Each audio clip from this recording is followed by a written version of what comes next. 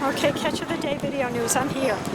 I mean, there's a lot of parents bringing children to this event. And it's very, very important to see the children involved because they're going to have to fight this in school. Did you make signs? Can I see them? Oh, good for you. Awesome, awesome, Masked. Great, great, great. God bless you both. Be strong.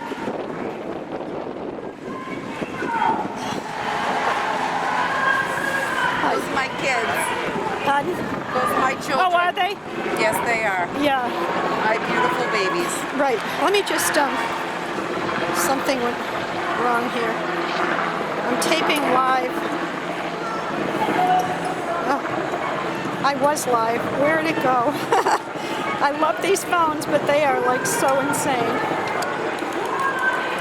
What happened to this phone? I'm sorry.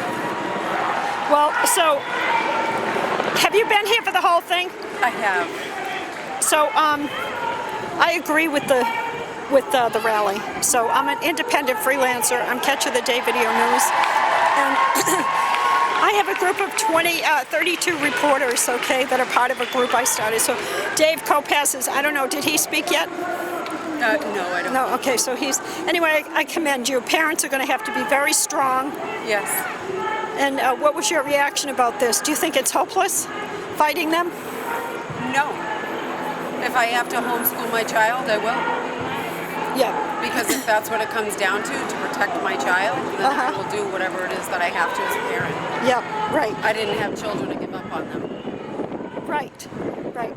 Okay, well, thank you very much. Thank you. What town are you in? We're in Sutton, Mass. Sutton, okay, great. Thank you. Vote for Shiva. Thanks. Let me see. What is wrong with this phone? God.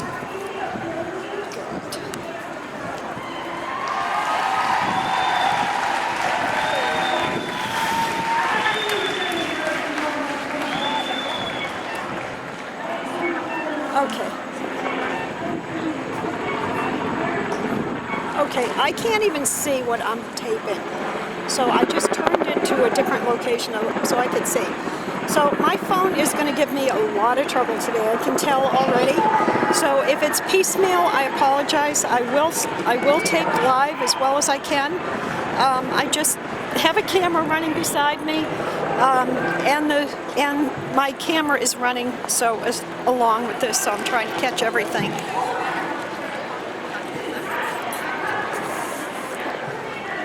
This is really a good, substantial crowd.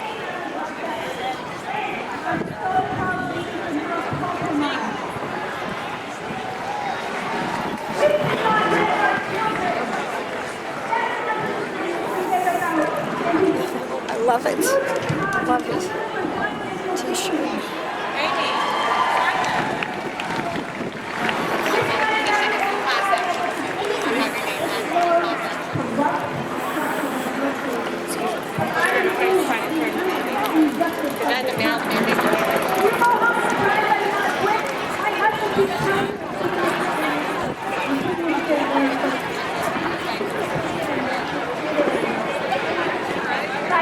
This is amazing. I'm so glad that people have woken up. I really think they've woken up. This is really what it's going to take. Said my daughter has a medical exemption. They won't let her. So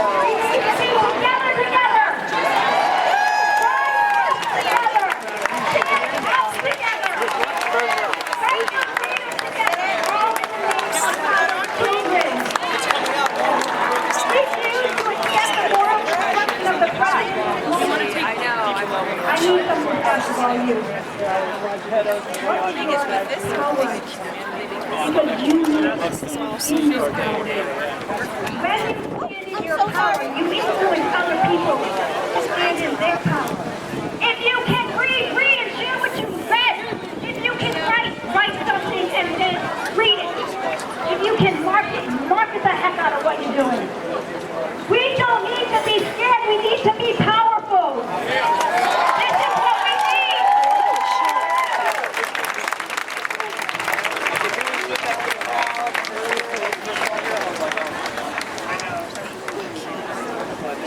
Sometimes we forget our Constitution.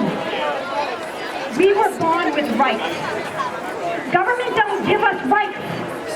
They can't take them away. We the people have no agenda, no egoism. Catherine of Siena said centuries ago, proclaim the truth and do not be silenced through fear. Vision is the first step toward change. Thank you, everybody. Please stay strong.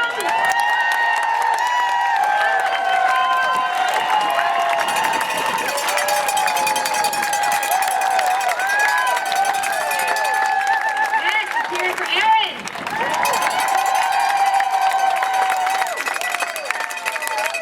Before I introduce our next guest, I'm going to lead into it a little bit by talking about the voice of a woman. She's reading her shirt. The voice of a mother. How often does a mother go into any doctor's appointment and give a parental observation and it's ignored? How many of us are ignored at the doctor's office? Raise your hand!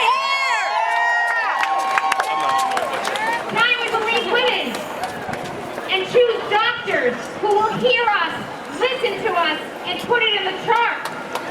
We're not crazy. We read. We use science. Yes! And we go to doctors like Dr. Richard Moskowitz, who is our next guest. Please welcome.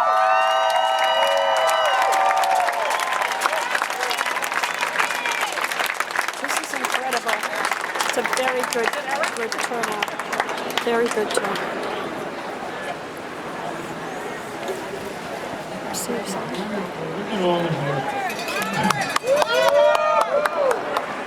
I'm really happy to be here today because this is really all about parents. That's how the change is going to happen, through the parents.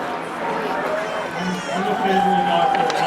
I've seen a lot of vaccine injuries over the years. I've been practicing for over 50 years. If it were true that the vaccines were uniformly safe and effective, then all of these would have to be either white or Indian or stupid. You know, I've known a lot of you, and I know you're not that. But on top of it, Hey, I was going out there, TV land. Good to see you paying attention to stuff we should be paying attention about. This is Governor Baker's up there working with his Mass Department of Health, the new Soviet, to jab your babies with some unknown chemical. What y'all think about that? I say, we say no. All right, bad law. And this isn't even law. This is a policy from what I call the new Soviet, an agency, a department of government. When's the last time you voted for the Massachusetts Department of Health Director? That it's been a while. That it's been never. All right, they're not government. They can't mandate that you jeopardize your child's health. Please stand up now. We are asking for all parents and grandparents to come out, seek out Vincent Delaney, add your name to that class action suit that's going on right now. We have got to come back, hit back hard. This is not the time for more apathy. This is not the time. We don't have the luxury of time anymore. We should have been on this a long time ago. We're reacting. We're at the 11th hour and we're reacting in panic. But we've got to win this one, folks. We absolutely have to. Check out the Constitution Party. We've had our fill. We got a rogue government here in the state. And in Massachusetts, the Constitution Party is coming together. We're building a task force, a team of people that are going to be guard dogs, little sheepdogs for family values issues. Killing babies is wrong. Forced vaccinating babies is wrong. We got a government that's become aggressive to our children, little predators. Those days are over, so I'm glad you're watching. Hopefully you're out here or on your way out here. There's good stuff happening, and this ain't the last one. This is not the last one, folks. So love and appreciate you all. Thanks for tuning in to a subject worthy of our attention. Out of Belchertown, Red Pill Politics, and I think he will be speaking. This is Janet Aldridge, Catch of the Day Video News. Look at this crowd, people. This is really a true response to a necessary problem. We've got a problem. We have a bad governor. We have a governor who votes in Democrats. We have a bad governor. It's a hypothetical, and it's unlikely to happen, and it hasn't happened so far. So there's no emergency there. And indeed, the same is true with other vaccines. There's no emergency there. They're seeking to prevent a disease that may never happen, and that might not be that serious even if it did, like the flu, for example, which mostly all of us have had one time or another, and we've mostly gotten away with it fine. So there's an obvious solution to this problem. Just make it optional. You want the vaccine? Fine, great, go get it. And you know, if the vaccine were so terrific, people would want to get it. You wouldn't have to force them to do it. And in fact, Massachusetts has one of the highest vaccination rates in the country already. With the MMR, for example, it's 98%. What more do you want? Look at this, Epic Times. So, okay, so that's number one. It's unethical. And really, that should stop the discussion right there. But there's a lot more to it even than that. First of all, your sign it's totally is blocking unscientific. the It won't from work. This side. It's a good It absolutely sign, will not but it's work blocking. because No one can see the speaker. it never has. They told us. The influenza virus is highly mutable. It changes from year to year and even within the same season. So by the time you've figured out what strain it is that you want to tackle, the virus has already moved beyond it. So there's a little bit of cross-reaction, but the chance that it's going to prevent Okay, one of the things I like to do, I like very to small. get a Relatively small. It's not shot enough of the to media make it that are a covering. really So we going have a concern. crowd of media people here. And the second reason why it doesn't work is that a very large number of the illnesses that we call the flu, which we know very well, have nothing to do with the influenza viruses. There are lots of other viruses that produce an exactly similar situation. We're going to come around so I can get a shot of them. Oops, excuse me. So the flu shot is a non-starter. And by the way, I have to say that the COVID is also equally mutable. It's already changed many times since it appeared. So we're looking at the same thing, which means that most likely the drug companies are going to make it again and again every year. They're going to make up a new one, and they're going to guess what it's going to be. And that's exactly why they tried to make a vaccine against the SARS way back in 2002. And it didn't work. They couldn't do it. And it's for that reason. The second thing is, it says it's unscientific because it's dangerous.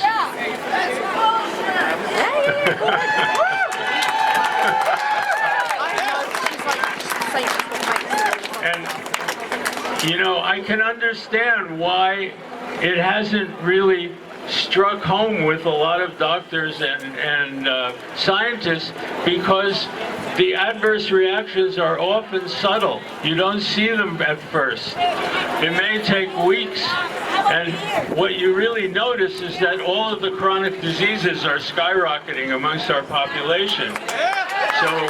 So maybe you get a non-specific, like a flu-like syndrome for a couple of weeks, and then Excuse it moves me, are you on one of to the kidney organizers? failure, or That to sign blocks asthma, any or video to from seizures, or that to side some of other the thing. speakers. But That when it needs to because go of the way further the left. the drug companies have managed the safety trials, they don't count that stuff. It has to happen within a couple of days or it doesn't count. true that the VICP program, the compensation program, has paid out already $4 billion, even though most of those cases don't get settled, they don't work, but they've still paid out lots and lots of money, and the large majority of those payouts are for the flu vaccine. But I can tell you what I've seen really is not specific to the flu vaccine. Any vaccine has that ability. And indeed, there are studies that show that the risk of an adverse reaction to a vaccine doesn't have that much to do with which vaccine it is. It has mainly to do with how many the patient has had at one visit simultaneously, and how many they've accumulated over their lifetime. In other words, there's something about the vaccination process itself that's involved with that. And that's exactly what the drug companies have not studied, and what the CDC has refused to study.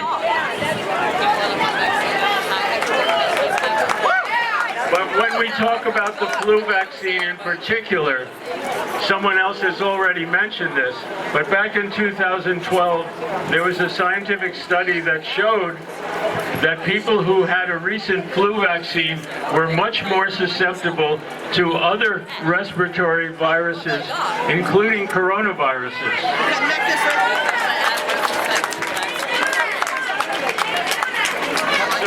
The whole thing makes absolutely no sense.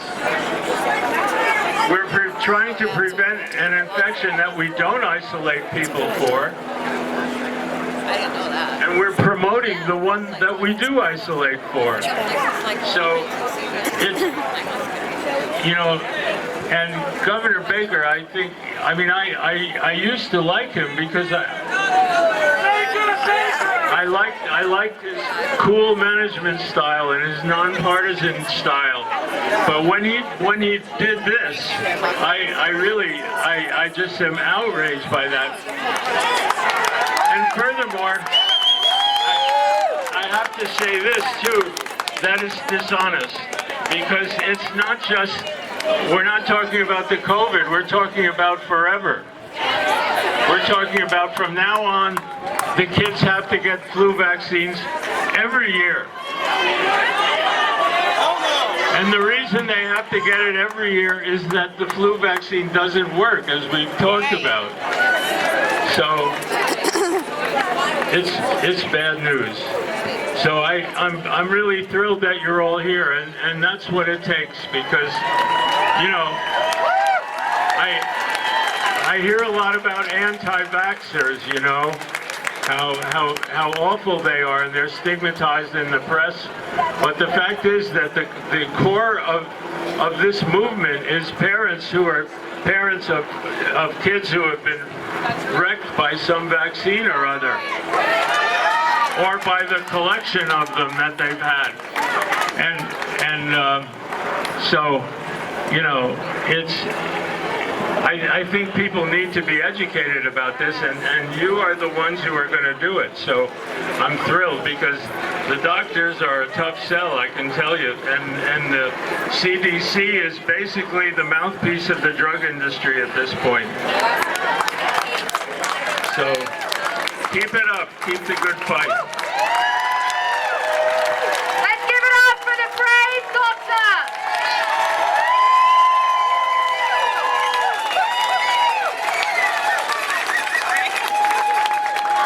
I also want to give it up for the handmaid over there. Good job! Woo! Loving it. Okay. Right, is this working? Okay, sorry, it's my voice. Anyway, so we have another brave medical professional. Another school nurse, Alex Flett. Woo!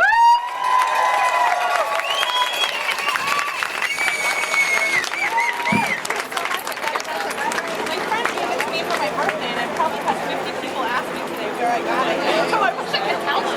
I think if you email me, I can find it. Yay, Alex! Yes! Woo! Woo! Thank you! Thank you! This is awesome. Thank you everyone for being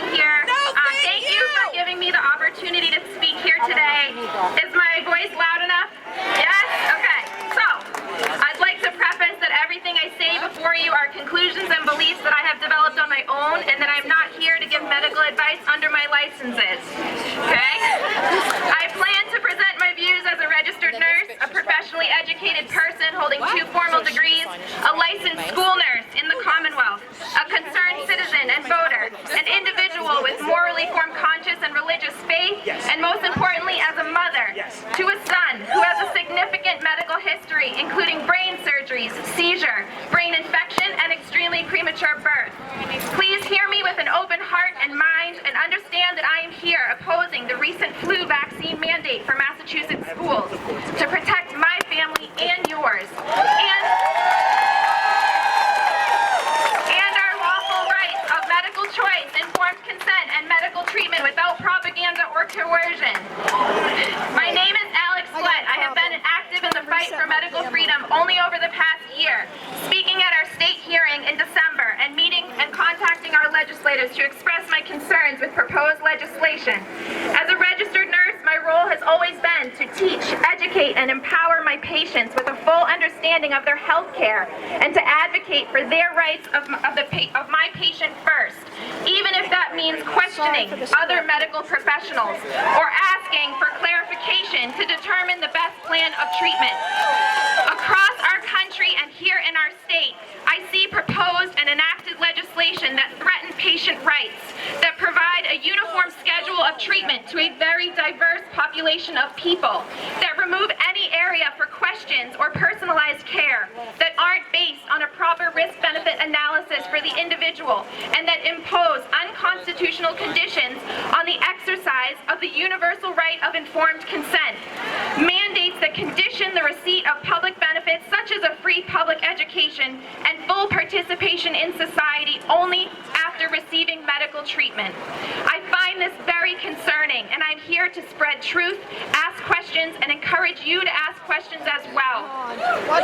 The Journal of American Medical Association published an article in 2005 that reviewed whether winter mortality risk was reduced by influenza vaccination. Quoting the 6 doctors responsible for the investigation, we could not correlate increasing vaccination coverage after 1980 with declining mortality rates in any age group. We conclude that observational studies substantially overestimate vaccination benefit.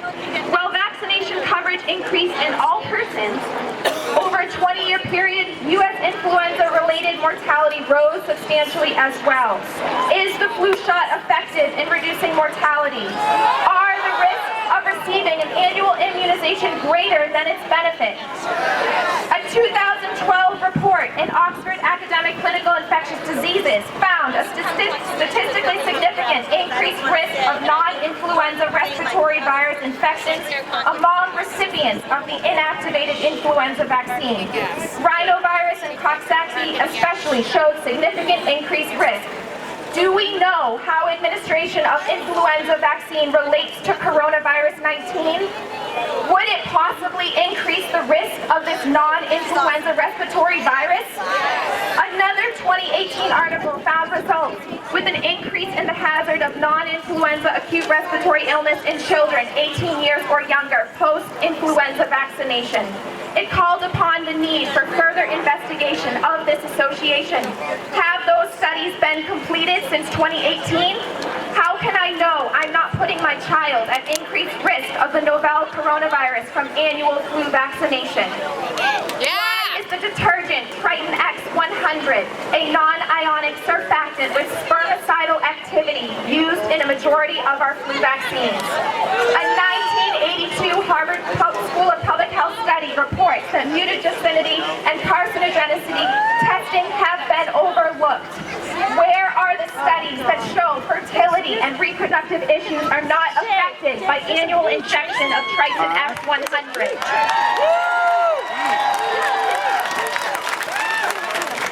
Showing you this here as a school nurse. Formaldehyde is classified by the World Health Organization International Agency for Research on Cancer as Group 1, meaning a causal relationship has been established and there is sufficient evidence of carcinogenic effects in humans. In the fall of 2019, Governor Charlie Baker declared a public health emergency for unexplained vaping-associated lung illnesses. The FDA and Department of Health and Human Services released these free posters for me to hang in my health office, showcasing the health concerns of carcinogens like formaldehyde and other toxic chemicals that are found in smoking and vaping products. Why isn't any concern given to the carcinogenic effects of formaldehyde when it's listed as a vaccine ingredient?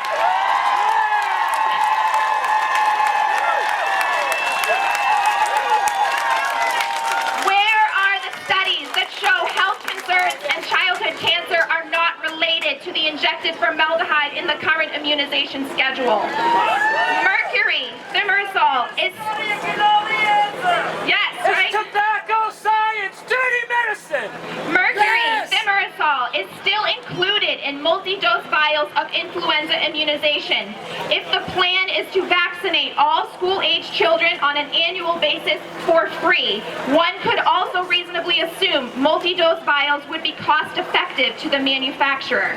Will patients and parents be made aware if they are receiving an annual influenza immunization that contains mercury? Will there be enough serum to offer patients the right to choose a dose without? These are some of the questions I would like answers to before dosing my son with an annual flu vaccine.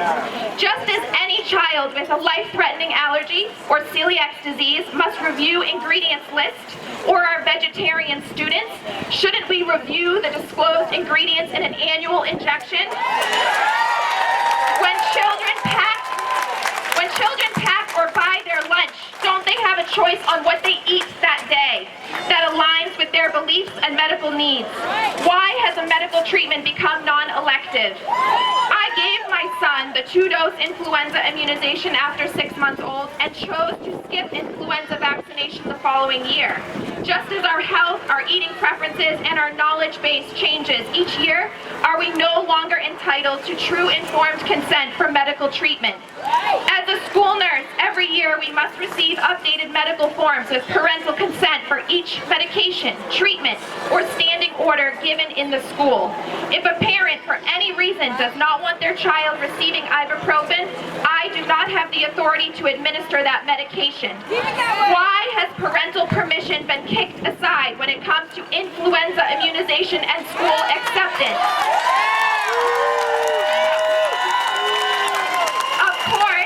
Of course, serious illness is unfortunate. I can speak of my son's experience. He's had brain infections and was treated here at Boston Tufts NICU for over 61 days.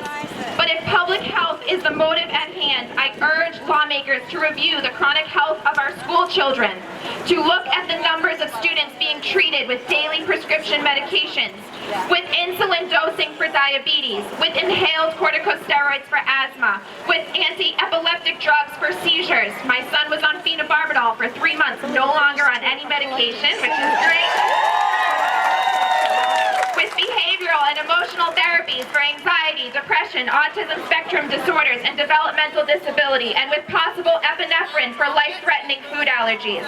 The November 2019 Executive Summary from the Legislative Analyst's Office for the State of California reports that the number of students with relatively severe disabilities has been increasing, doubling since 2000.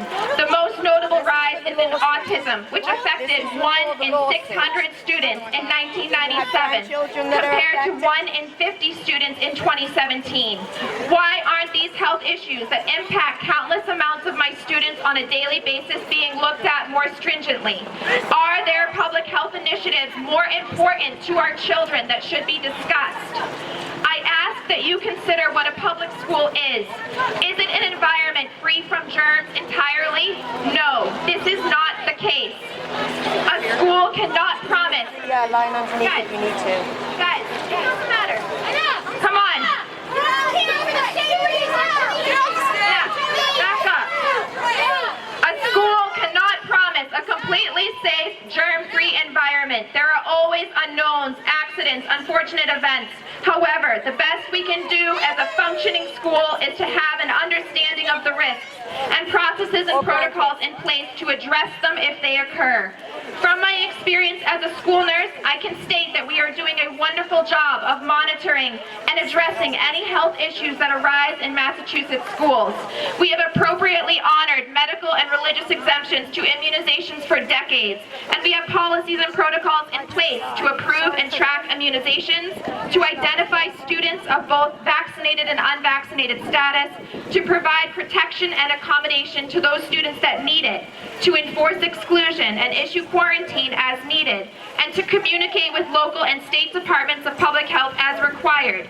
We provide basic health teaching and initiatives such as hand hygiene, avoiding the T-zone, cough and sneeze etiquette, and using non-pharmaceutical measures whenever possible to treat common symptoms and disturbances. Before we mandate, my job as a school nurse, you know? Before we mandate an annual medical intervention on every student every year, shouldn't we consider implementing scheduled hand washing? Living in the Northeast, many people experience reduced vitamin D levels during the winter months, a key vitamin in fighting respiratory illnesses. Should we consider offering free vitamins to children?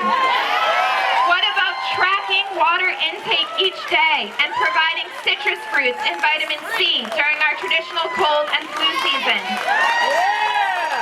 In addition to these thoughts, adding a now every grade level immunization to be tracked and accounted for by the school nurse is an unnecessary task and creates more paperwork for the often understaffed school health office. I would recommend requiring appropriate staffing of school nurses in each school district, a licensed school nurse working in each public school to the appropriate student-nurse ratio based on complexity of medical care involved.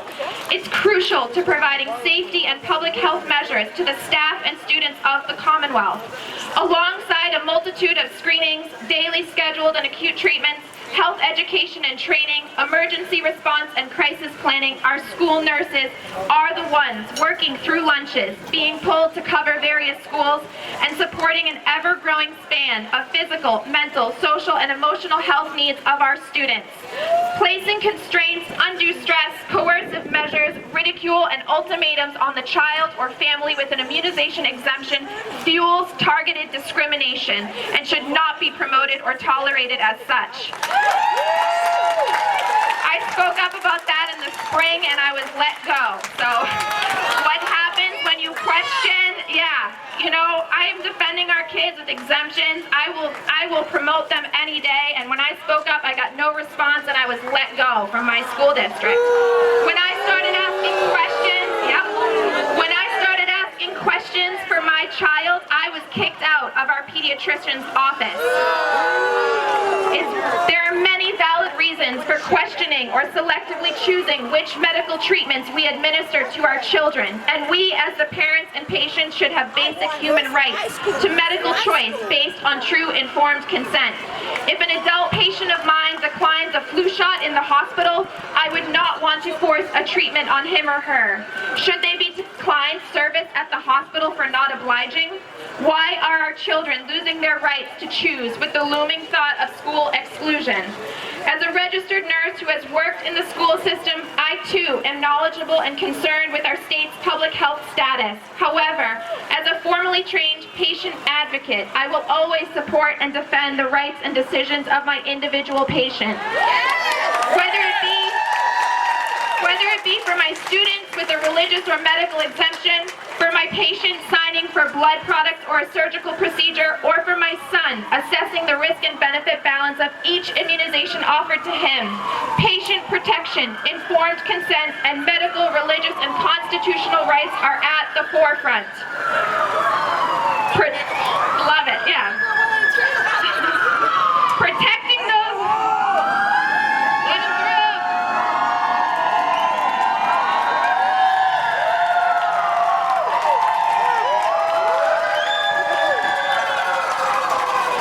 We can thank our essential workers. There they are. Thank you, essential workers. Protecting the liberties alongside the safekeeping of our communities is the task at hand. Let us leave the current working policies in place. Promote the importance of having licensed registered nurses working in schools. Take a critical look at the rise of health conditions seen in our children and work to reduce the root cause of such illness.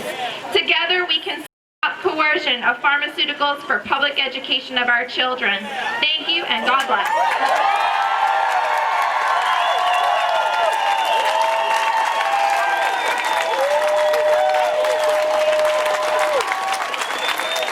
Wow. Please. Amazing.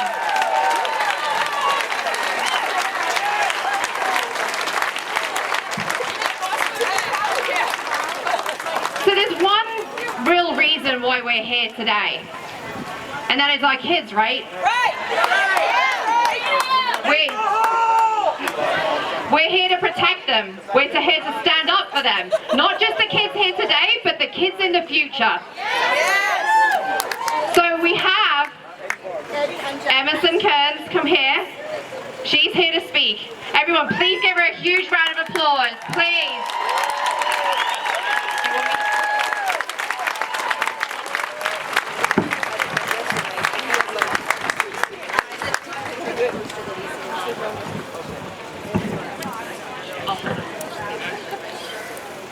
Good morning. My name is Emerson. I am a student. I just completed 8th grade, enrolled in 9th grade classes at Wareham High School. I got straight A's, was on high honor roll, and was part of the drama club. Right now, I should be entering my freshman year of high school, whatever that looks like. Not fighting for my right to be in school.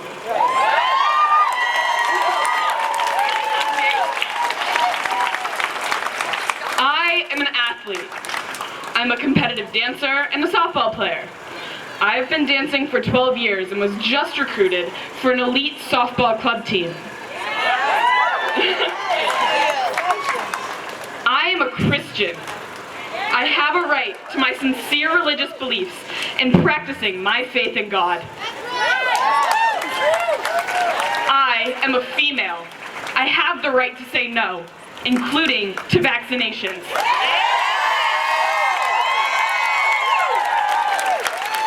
I am a future voter. I'm learning to use my voice in our democracy, and in 4 short years, my vote will count.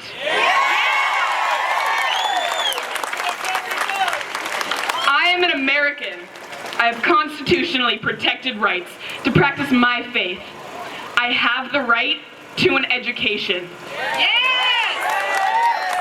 I am a daughter, a sister, a friend. I'm an individual. I am healthy. I am brave. I want to go to school. If we don't repeal this flu mandate, I will no longer have access to the public education where I thrive as a student. If we don't repeal this mandate, I will be forced to take the same shot that injured my grandfather. If we don't repeal this mandate, I will have to take this shot, even though I may never step foot in a classroom again. If we don't repeal this mandate, I will have to take a shot and be forced to wear a mask while socially distancing from my friends if I have any hope of an in-person quality education. If we don't repeal this mandate, I won't be allowed to play high school softball or go to homecoming, if there even is a homecoming.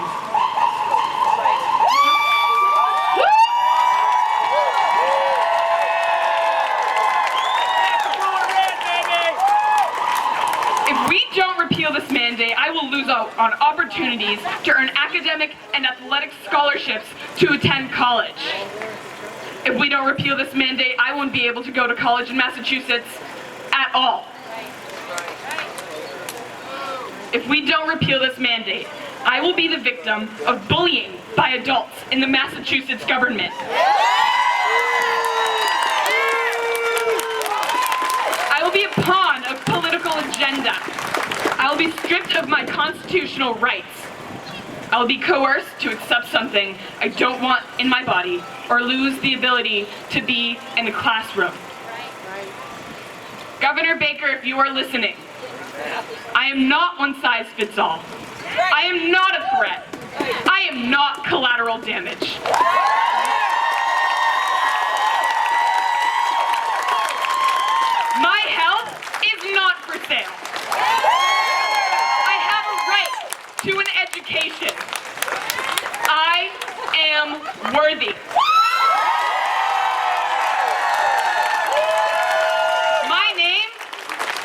twisting turns.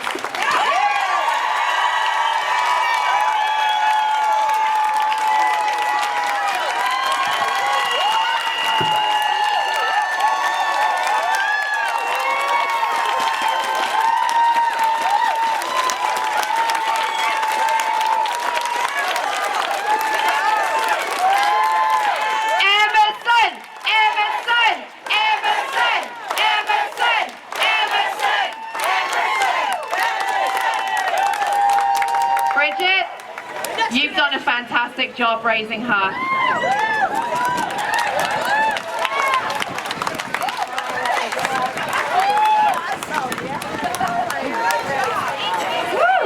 Okay, I'm glad I'm wearing glasses because I've got makeup all down my face now. But right there, that is who is going to be affected, are these kids. That's right. And it's so wrong. It's so incredibly wrong. We just should not be coercing parents into doing this. And clearly, by today, look at the numbers that are showing up. And we know there are more of us. And exactly what they said earlier on, what can you do? You start having conversations. You start having conversations with friends and family. This has opened up a whole can of worms, and we are not going to comply. I know you guys have heard this a million times over and over again. Do not seek the easy way out of this, because this is not an easy fight, and you have to set an example for your children to show them what has to be done to stand up for your rights.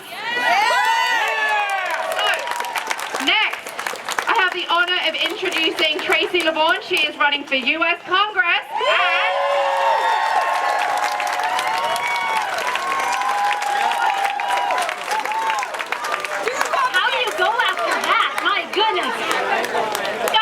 Tracy LaVaughn. I'm running for Congress in Congressional District 2. It's Worcester and Western Mass.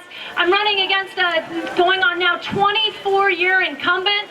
And when we talk about the future, I think it's time for us to look to the future, make some changes, and move forward. Where's our representative right now? Why is he not fighting for us, or at least listening to us? Does the Constitution define parties? No. Are children born Republicans or Democrats? Does a vaccine care if you're red, blue, purple, or green? This makes absolutely no sense, and I'm so glad to be here right now because I am reading all of these signs. Hold them up. Let's see some of these. Yeah, hold them up! Woo! That's awesome. Stop the vaccine experience. My body, my family, my choices, no mandate.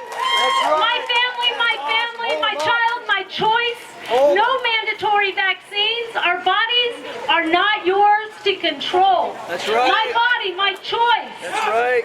I can't read all of them. Public school is a right for all. No mandatory flu vaccine.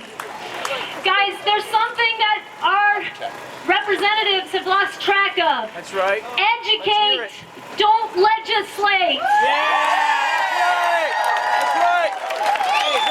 We are smart people. I heard doctors, I heard nurses, I've heard so many wonderful speakers today, and I can't add to that base of knowledge. This is up to us to go through, learn, and make an educated choice for your family. That's all our government should be doing. And when we are talking about a vaccine with an efficacy of like 40%, this makes no sense. And yes, it's impacting our families and our children, but you know what? We're next. I'm in healthcare. I'm a physical therapist. I accept Medicare dollars. I accept Mass Health. What happens if I don't get the vaccine, I no longer qualify to receive that fund. Right. And I'm no longer able to help the patients that I help every day. Good question. Come on. And then next thing you know, you don't get that vaccine and you're not allowed to go to New York City anymore. Right. Or you don't get that vaccine and you're not able to get on an airplane anymore. Yep. Go to the post office. Can't go out of your house. Show me your papers. Yeah. No more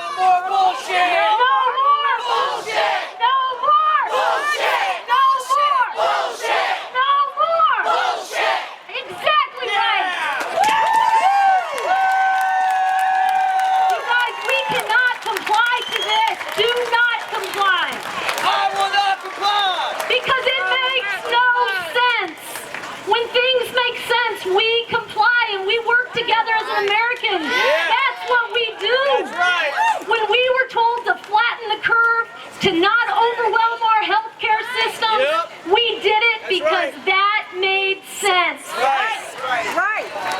That curve was flattened the end of April.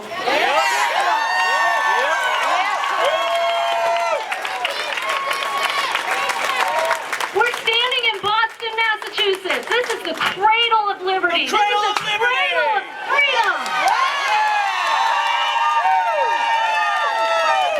Let's take it back. Our freedom here. Take it back. It's You know started what? here. Do you know where that started? Do you know what businesses are still closed in Massachusetts right now? Bars. Now that, I'm not, well, I do imbibe once in a while, but I'm not a big bar drinker. But do you know where liberty started in Boston? In a bar. Do you think it's just by choice that they took away the bars? Bars are where you go to drink. That's where you go to have fun. That's where you go to talk with your friends. Socialize. To socialize. right. To share information like we're doing right now. We're human, damn it.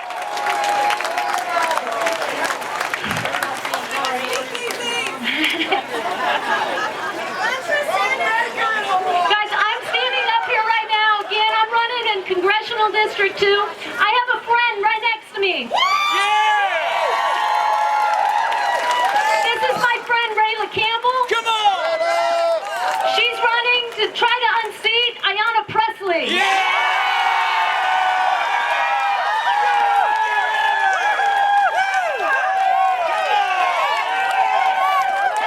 Drain the swamp. Drain the swamp. Drain the swamp. Drain the swamp. Drain the swamp. Drain the swamp. Drain the swamp. Drain the swamp. Swamp. My God, it's a swamp. What happened to representing the people, for the people, by the people?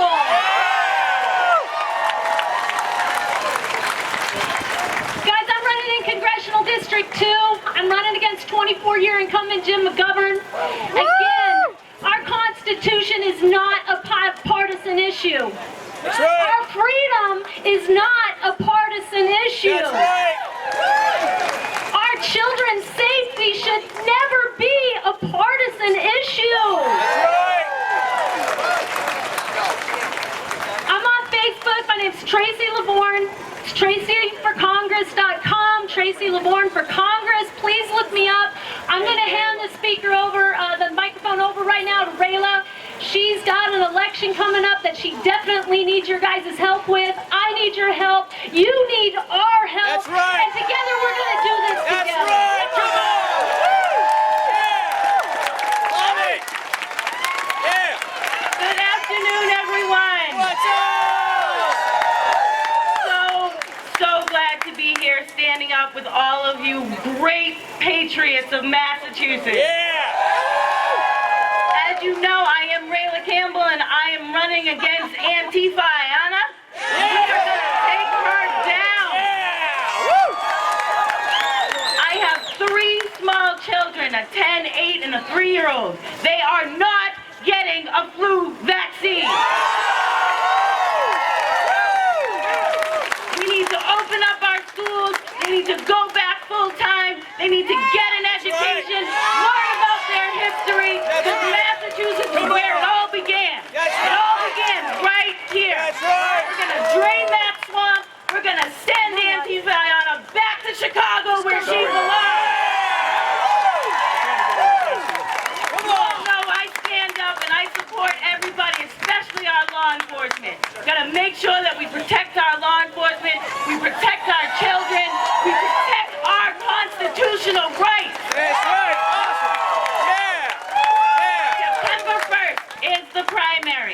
I am doing a write-in, so I need everybody to get a Republican ballot, write my name in. It's Rayla Campbell, R-A-Y-L-A, Campbell like the soup.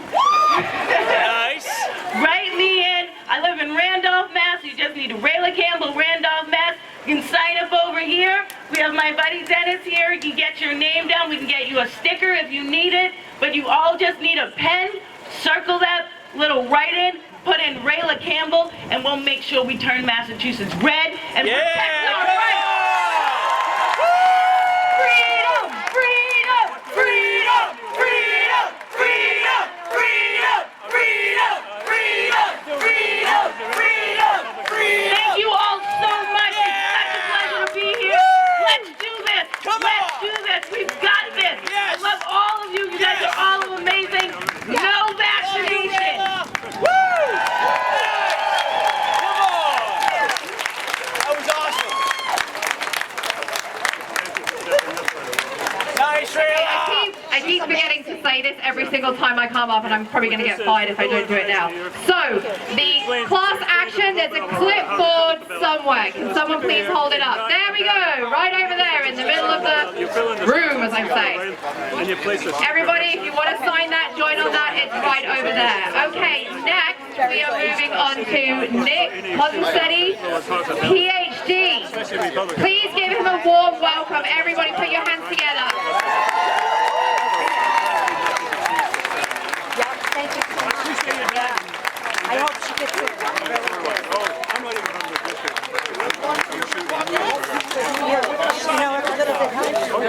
I got a great guy in my district, so Paul Moran. I'll leave over to him. I'm in Wakefield. Oh, okay. Right. Yeah, but I'm Good morning. Absolutely. Thank you for coming. As you all know, we're here today to oppose Governor Baker's flu vaccination mandate to attend school. That's right. This is the first mandate of its kind within our great country. DPH, using Section 15 of the general laws, has practically doubled required vaccinations from 33 to 57. Just like that. Are we going to take it? Good. Big Pharma does not want to stop there. They want to add HPV. Do you want that? Good. Remove our religious exemption and pressure doctors to limit medical exemptions as Senator Roush and Representative Vargas have failed to do these last 2 years. Do you want that? Awesome. I'll have info.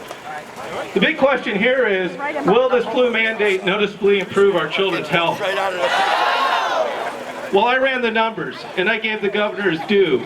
I took those scary words from the CDC, 20,000 children are going to be hospitalized in this country. Well, guess what? Using those numbers, and as we already heard from Allison, the Cochrane Institute said nothing's going to happen, but let's just go ahead and play along. 180 unvaccinated and 420 vaccinated children are hospitalized with an 82% vaccination rate, the highest in this country. If vaccination rates are further increased to 94% that Governor Baker wants, with a 45% effectiveness at best, then around 57 unvaccinated and 488 vaccinated children may be hospitalized. Are we okay vaccinating 170,000 children for a pathetic 55 hospitalizations? Why all the risk? That's right. Since it's clear this is not about improving public health, then why the mandate? Mandates benefit manufacturers. The National Childhood Vaccine Injury Act of 1986 exempts manufacturers for unavoidably unsafe vaccine injuries. Did you know it says that in the law? Every vaccine you receive, our Congress has told you, is unavoidably unsafe. In 1995, the table that they had that acknowledged vaccine injuries by our own Congress was gutted by HHS Secretary Shalala. She removed many of them. The original compensation table has been rendered worthless. It burdens petitioners to prove causation.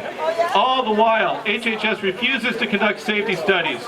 You guys remember how Dell and Kennedy won the lawsuit? And so not one single report on safety was given to our Congress for over 30 years? DOJ defends HHS to the hilt. They argue that injuries are coincidences, having no idea on causation. Average claims take 5 years with little hope for justice. I stand here today with you, my youngest 8-year-old daughter. She suffers daily refractory seizures resulting from her 4-month vaccinations. We stand in solidarity with the families protecting their vaccine-injured children from further harm under the threat of lost services and in education.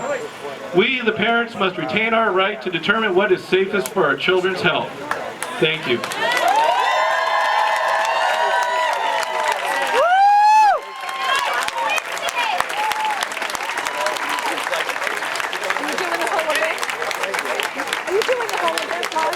Thank you so much for coming and speaking and being brave. You could do the second half, whatever, how much is left? Please, give him a round of applause.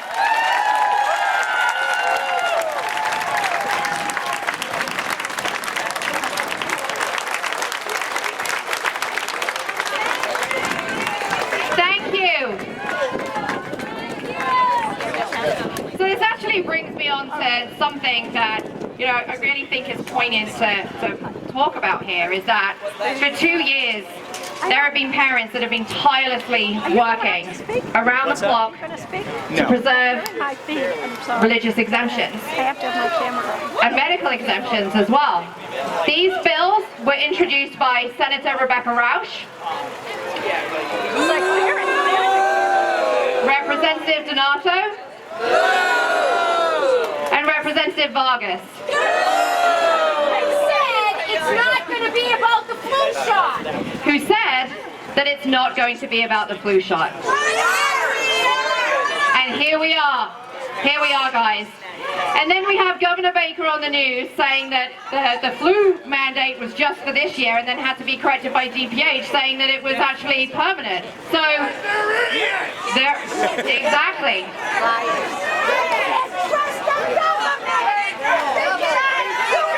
Exactly. So remember, when it comes to voting, who you vote for. Very important on a state level. We have to protect our children. So next, I have the honor, and I'm getting very teary here, to introduce Dr. Karen Moriarty, who has been with me since the beginning of my son's injury. She took me in, gave me a safe harbor to talk about what was going on, and she gave me the balls to fight this! I love you from the bottom of my heart. You are not only our doctor, a friend, you're amazing, and I love you. Thank you all, and thank you so many of these amazing people that have worked so hard and so tirelessly. And I just have to say, I think my desire to fight, I'm going to give that to my Irish heritage. And have you seen the videos of Dublin, Ireland lately? Yes. And we need to have those same numbers. I mean, looking at those videos, I'm going to guess there was a million. A million there. Just start. So last week, I celebrated my 37th anniversary of having the degree that has allowed me to so happily practice as a chiropractor all these years. And during Governor Wells' administration, I was on the licensing board of registration. And what we have as chiropractors is we cannot do a single thing with 1% risk without having somebody read about the risk and sign a document. Why is that not happening in our pediatrician's office? So many people, right? So many moms and dads post-injury are like, I had no idea. I had no idea. It's outrageous. It's absolutely outrageous. I'm really here. My kids are grown, but I have two of the most beautiful granddaughters who are not vaccinated. And I don't want them to be, because I understand the risk. I have read the insert of all the vaccines. The one for the flu is scary. Yes! They admit to all the risks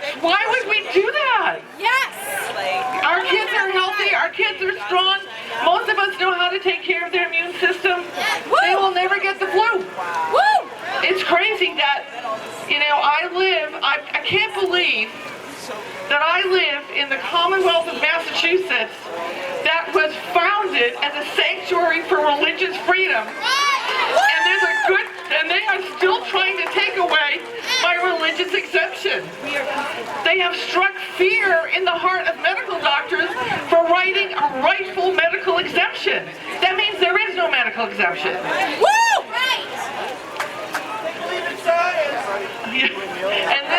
And this state lives within the walls of the United States of America, which is the land of the free and the home of all you very brave people. We need your help. I love what everybody's saying. We need to educate people. Go in slowly, take them by baby steps. You'll get there. I just had the most honest conversation with my friend that I met when we were 12 years old, who has been completely close to all of this, and I finally was able to share with her some really important things. People don't know about the 1986 Act. That's a game changer. When you tell people that story, they're like, what? People don't know that there's no double-blind saline placebo safety studies on these vaccines. She's like, how has this happened? My friend who has had a hard time with me coming into all of this stuff, she is now having a different point of view. You know, that it creates cognitive dissonance at first, but then you get to that paradigm shift. Thank you. Thank you. Thank you all for being here.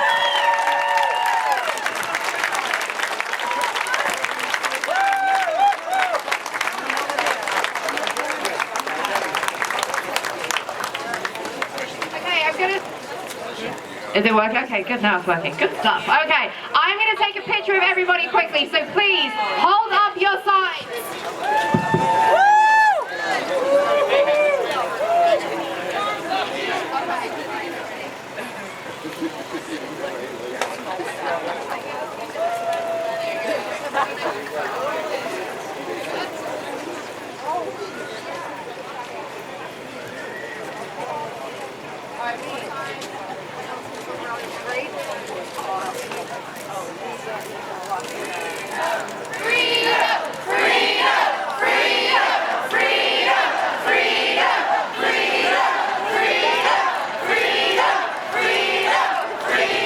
Okay, there is a possibility that we're going to run out of gas, so we're going to make this super quick. The next lady, again, another pit bull, a lady very near and dear to my heart, one of my best friends, Leanne Duquette. Hello, hello. Am I on? Check, check. Hello, hello. Check, check. All right, good. Hello, Boston. Thank you for having me. Is this going to work? I'm really grateful to see all these smiling faces here. I'm really grateful that we're all able to not socially distance and show affection and not live in fear. For those of you who don't know who I am, my name is Leanne Duquette. I'm the founder of an organization called Informed Choice Connecticut, but I'm also a paralegal for the Vaccine Injury Compensation Program. My boss is one of only 86 attorneys in the country who's licensed to argue to this special court system in our federal government. And I will tell you that I see vaccine injury every single day of my personal and professional life, and it's devastating. The flu shot is the most injurious shot on the market, and it is the most paid out in the injury compensation program. I have little babies that I'm requesting medical records from 22 different providers, including emergency rooms, specialists, primary care, and so on and so forth. Can you imagine being a parent of an 18-month-old with 22 different care providers? That would be absolutely insane in my book. I would never want to do that, and I'm here to tell you this flu shot mandate will cause children harm, okay? Coercive relationships by your government are abusive relationships. And Comrade Baker is imposing a mandate on you to open up a mandatory market to your children because he knows that these shots are garbage. He knows we don't want them, and he's got to appease his friends in Big Pharma to make sure they make their what? Money! Well, guess what? Our kids are not for sale. Where there is risk, there always needs to be a choice. The flu shot has been around for over 80 years, and we still have the flu.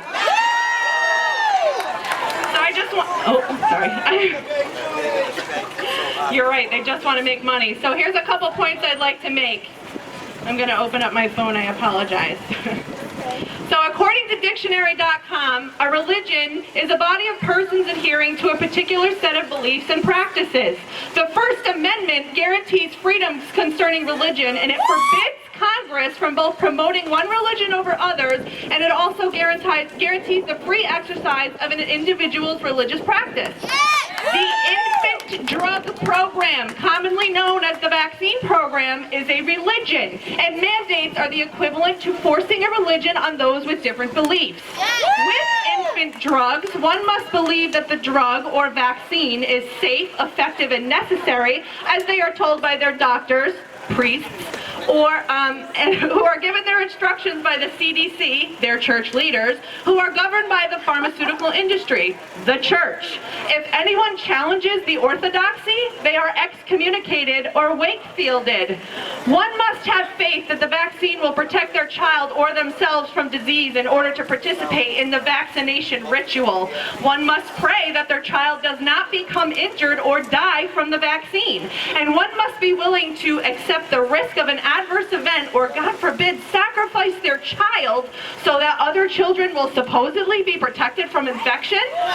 Those who believe in vaccination are willing to accept the risk for their child according to their beliefs. I do not share the belief in vaccination. I do not consent to participate in a forced religion. So this is what it boils down to. There are two types of freedom, and each one comes with a cost.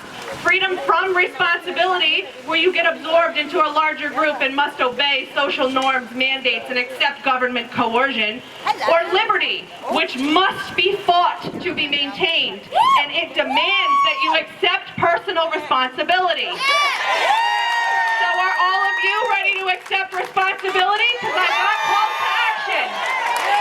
If you want to maintain these freedoms, you must be responsible to fight for them. Your call to action today is to talk to one person per day that you would not normally talk to about this subject.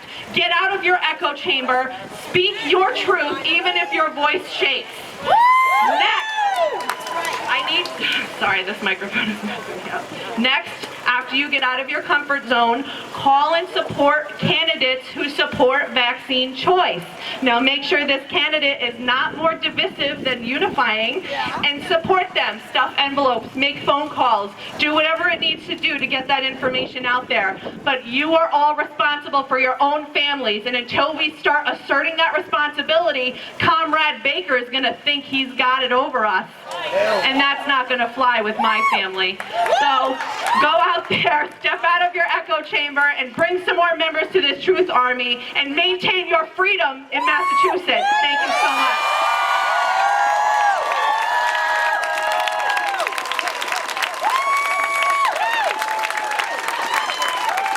So the diesel is about to run out, so I'm going to make this just super short. Make no mistake. We are the parents. We are the decision makers for our children. War has been declared, and we will now fight.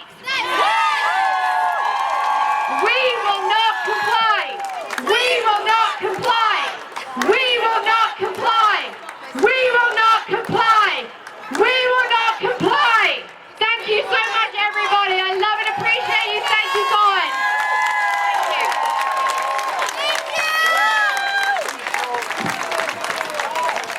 Everybody here, we have a Facebook page. It's called Flu U Baker Class Action. Come and join us. The updates on the lawsuit will be there. My name's Vincent Delaney. I'm on Facebook. Please friend me so you can follow along. And we're going to kick ass come next week.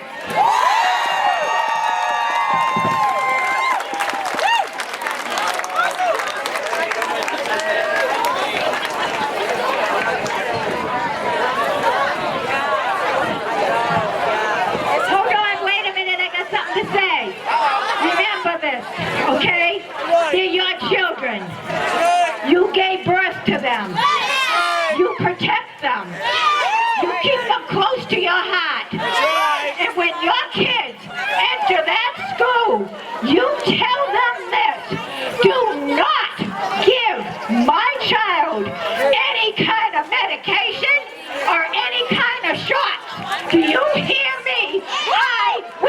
6. We will take our children and we will protect them because we are the loving parents of our children and our grandchildren. So please get out there and protect them. God bless you all for being here today. Love you all.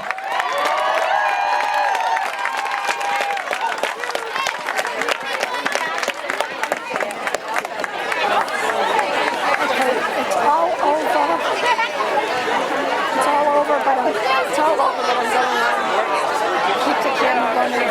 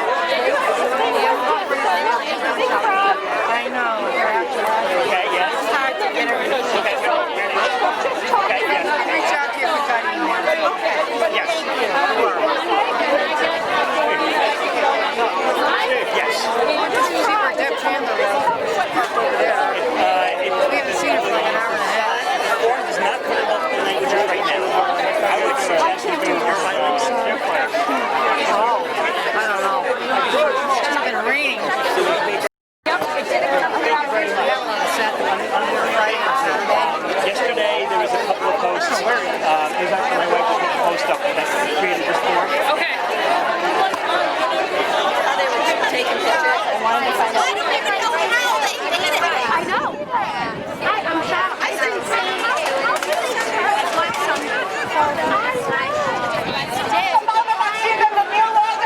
They have everything planned.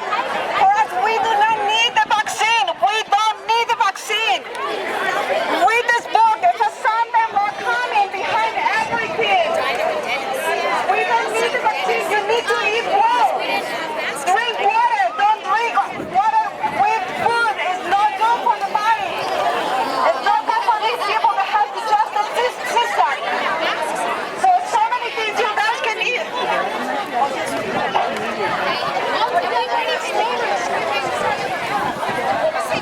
That's not right.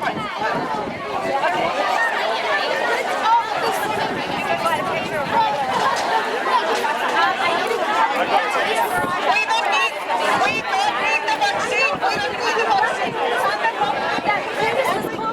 Pro-choice message. Sorry.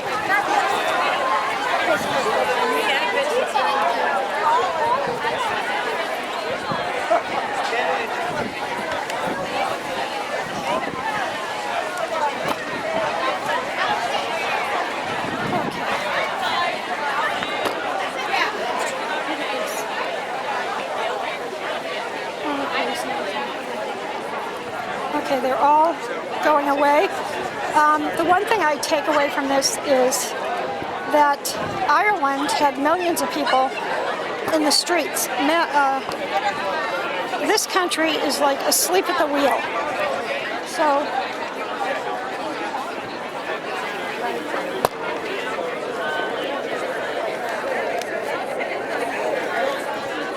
I don't know how to handle that.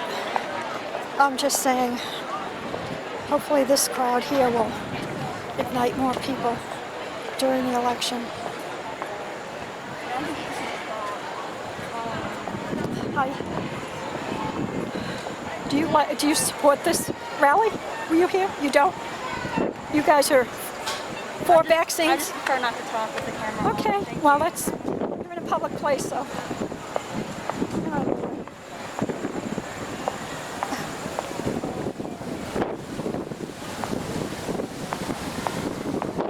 So, apparently there was a little opposition plan, but they never showed it.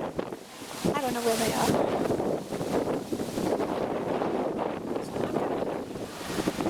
I am now going to shut the camera off.